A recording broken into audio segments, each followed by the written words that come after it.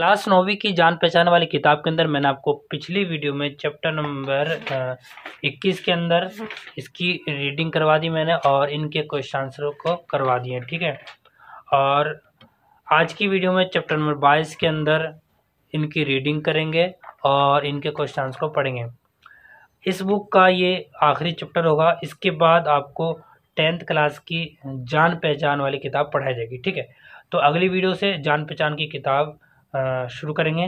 तो चलिए इस वीडियो को शुरू करते हैं। और वीडियो को शुरू करने से पहले अगर आप हमारे इस चैनल पर नए हैं तो इस चैनल को जरूर सब्सक्राइब कर लें, शेयर कर दें, लाइक ज़रूर करें।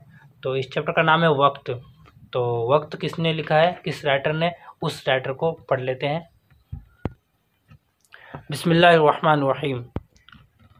डिप्टी नज़ीर अहमद 1831 में इनकी पैदाइश हुई और 1912 में इनका इंतकाल हो गया।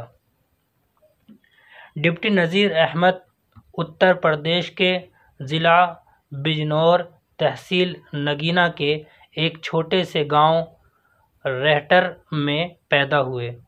वालिद का नाम मौलवी सआदत अली था। नज़ीर अहमद की इब्तिदाई तालीम बिजनौर, मुजफ्फरनगर और दिल्ली में हुई। आला तालीम दिल्ली कॉलेज में हुई, जो अब ज़ाकिर हुसैन कॉलेज के नाम से मशहूर है।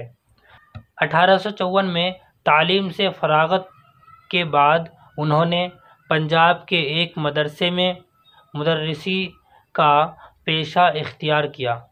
अंग्रेज़ हुकूमत ने उनकी खिदमात के अतराफ़ में उन्हें शमसुल उलमा का खिताब दिया। 1902 में एडनबर्ग यूनिवर्सिटी ने LL.D की डिग्री तफवीज़ की। डिप्टी नज़ीर अहमद तर्जुमा निगार, अदीब, नावल निगार और मुकर्रिर भी थे। उर्दू अदब में उनकी सबसे बड़ी अहमियत ये है कि वो उर्दू के पहले नावल निगार हैं। मिरातुल उरूस, बिनातुन नास, तौबातुन नसूह और इब्नुल वक्त उनके अहम नावल हैं। उनके नावल हकीकत पसंदी, इखलाकी तरबियत और दिलचस्प किरदारों से भरपूर हैं। लहजा पुरजोश और असर अंगेज़ हैं। आइए अब डिप्टी नज़ीर अहमद ने जो कहानी लिखी है उनके बारे में पढ़ते हैं, ठीक है। कहानी का नाम है वक्त। वक्त। दुनिया में हर चीज़ की कुछ ना कुछ तलाफ़ी है, मगर नहीं है तो वक्त की। तलाफ़ी का मतलब है माफ़ी, यानी हर चीज़ की माफ़ी है लेकिन वक्त की माफ़ी नहीं है, ठीक है। जो निकल गया तो दोबारा तो आ नहीं सकता। चलिए, मगर नहीं है तो वक्त की। जो घड़ी गुज़र गई वो किसी तरह तुम्हारे काबू में नहीं आ सकती, और वक्त के गुज़र जाने पर गौर करें तो उसे किसी चीज़ के साथ तशबीह नहीं दी जा सकती। वक्त रेल से ज़्यादा तेज़ है, हवा से बढ़कर उड़ने वाला, बिजली से सिवा भागने वाला, और दबे पाँव निकला जाता है कि खबर नहीं होती। सुबह हुई सोकर उठे। जब तक मामूली ज़रूरतों से फरागत हासिल करो, ज़रा नाश्ता वगैरह खाओ पियो, फिर दिन चढ़ाया। फिर घड़ी दो घड़ी इधर उधर उठे बैठे, गपशप उड़ाई तो 10 बजने को आए। मदरसा जाने को देर होती है, जल्द खाया पिया मदरसे गए। वहाँ दोस्तों से हंसी मजाक करते रहे। उस्ताद की ताकीद से 2-1 मरतबा बुरी भली तरह सबक पढ़ा। चलो शाम हुई, दिन रुखसत हुआ। घर आए तो फिर खाने को सूझी। खाना खाने से کسل پیدا ہوا، ذرا لیٹے تو پھر صبح موجود، کام تو کچھ بھی نہ ہوا، لیکن 24 گھنٹے گزرتے ہوئے معلوم نہ ہوئے، اور ایک 24 گھنٹے کیا، ایسے ایسے 100,000، یعنی کہ ایسے ایسے 100,000 24 گھنٹے اسی طرح گزر جاتے ہیں۔ بیت، چلیے بیت پڑھتے ہیں۔ صبح ہوتی ہے شام ہوتی ہے، عمر یوں ہی تمام ہوتی ہے۔ دوبارہ دیکھو، صبح ہوتی ہے شام ہوتی ہے، عمر یوں ہی تمام ہوتی ہے۔ جب وقت کی بے ثباتی کا یہ حال ہے اور جو وقت گزرا وہ ہمارے اختیار سے باہر ہوا، تو نہایت ضروری ہے کہ وقت پر ہمارا اختیار ہو، اس کو ضائع نہ ہونے دیں۔ یہی وقت ہے کہ سونے اور کھیلنے میں گزر جاتا ہے اور آدمی کو سست اور غبی، رسوا اور خوار اور محتاج اور طرح طرح کے امراض میں مبتلا اور بد اخلاقیوں میں گرفتار کر دیتا ہے۔ یہی وقت ہے کہ اگر اس کو اچھے شغل، اچھے کام، اچھی بات میں لگایا جائے تو انسان کو عالم، فاضل، لائق، ہنرمند، نامور، محترم، نیک، ہر دل عزیز بنا کر طرح طرح کی خوبیوں اور بھلائیوں سے آراستہ کر سکتا ہے۔ اے لڑکوں، یہ فراغت کا وقت جو تم کو اب میسر ہے، بس غنیمت سمجھو۔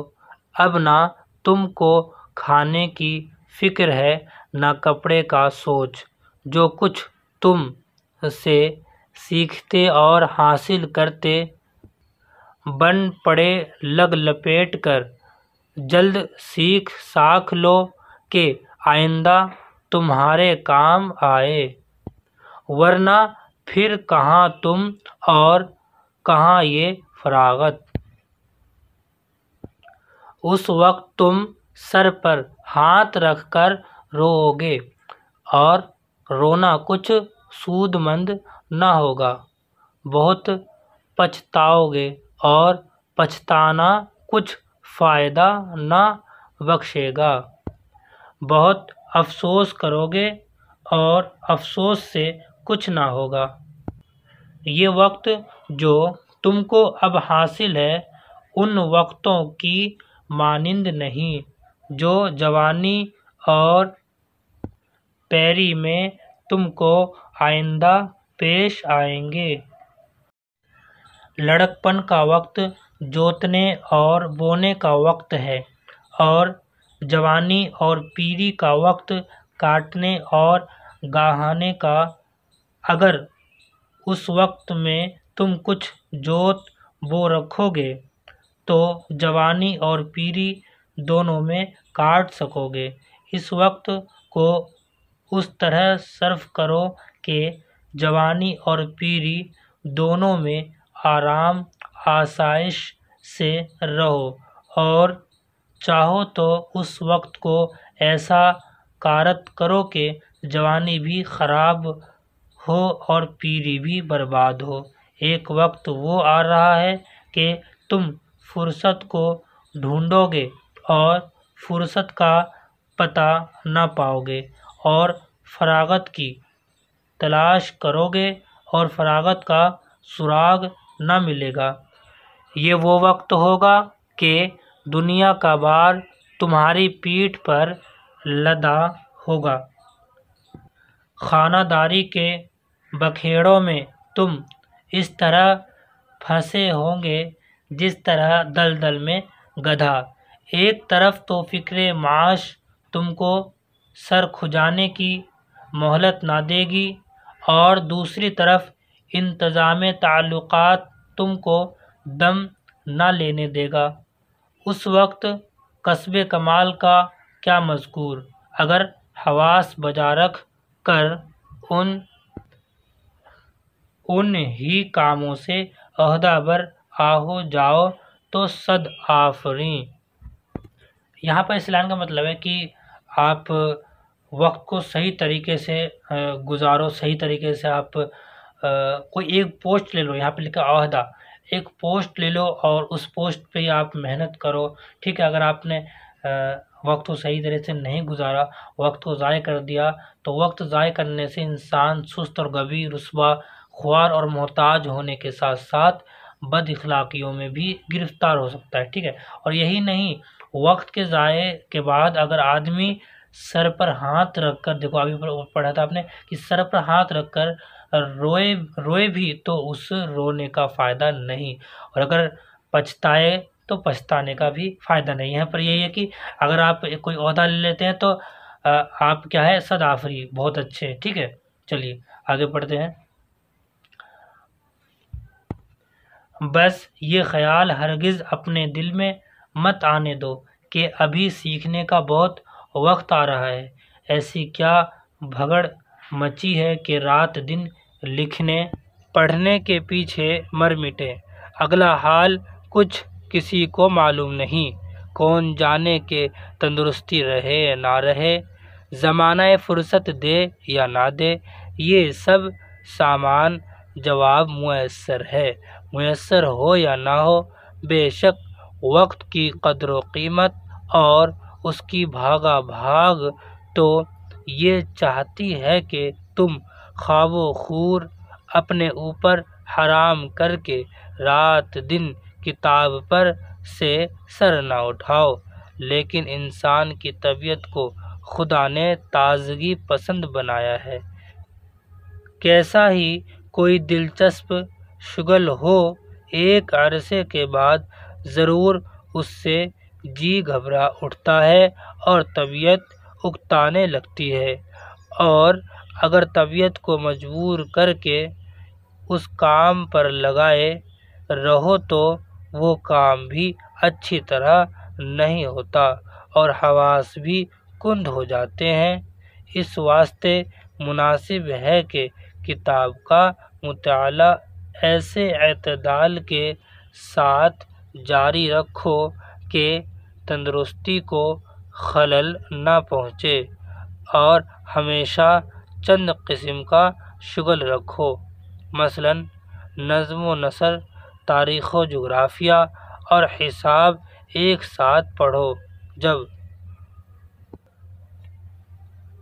نثر سے طبیعت ملول ہوئی، نظم دیکھنے لگے، تھوڑی دیر تاریخ پڑھی، کچھ دیر جغرافیہ کی سیر کی، پھر حساب میں طبع آزمائی کی، ان سب سے گھبرائے تو کچھ لکھنے بیٹھ گئے، جب رات کو سونے لگو تو ضرور سوچو کہ آج ہم نے کون سی نئی بات حاصل کی، اگر معلوم ہو کہ آج کچھ نہیں سیکھا تو جانو کہ دن رائگاں گیا اور اس نقصان کی تلافی اپنے ذمے لازم سمجھو۔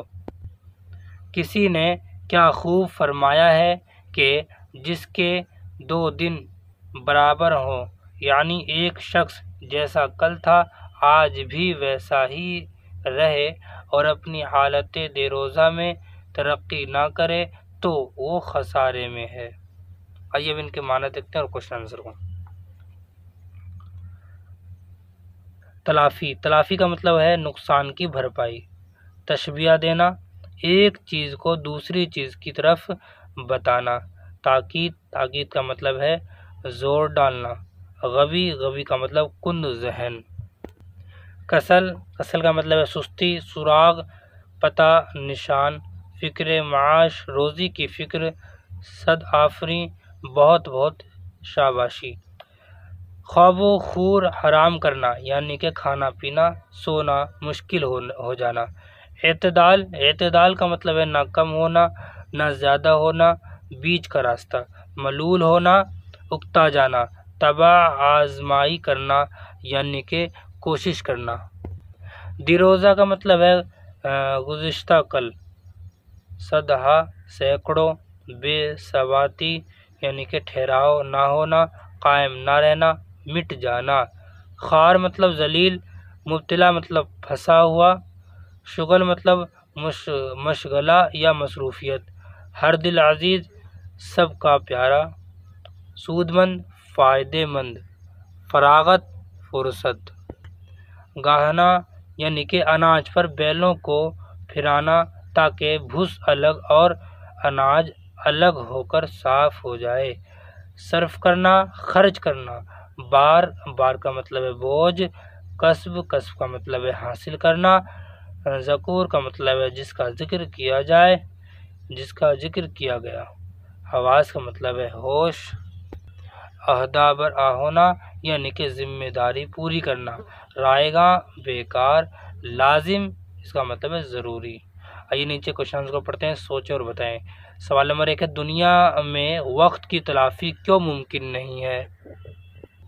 جواب پڑھتے ہیں، دنیا میں وقت کی تلافی ممکن نہیں کیونکہ جو گھڑی گزر گئی وہ کسی طرح ہمارے قابو میں نہیں آ سکتی، کیونکہ وقت ہوا سے بڑھ کر اڑنے والا، بجلی سے سوا بھاگنے والا، دبے پاؤں نکل جاتا ہے کہ انسان کو اس کی خبر تک نہیں ہوتی۔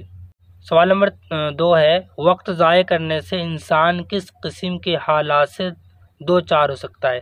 جواب ہے، وقت ضائع کرنے سے انسان سست، غبی، رسوا، خوار اور محتاج ہونے کے ساتھ ساتھ بد اخلاقیوں میں بھی گرفتار ہو سکتا ہے، اور یہی نہیں، وقت کے ضائع کے بعد اگر آدمی سر پر ہاتھ رکھ کر روئے بھی تو اس رونے کا فائدہ نہیں، اور اگر پچھتائے تو پچھتاوے کا بھی فائدہ نہیں۔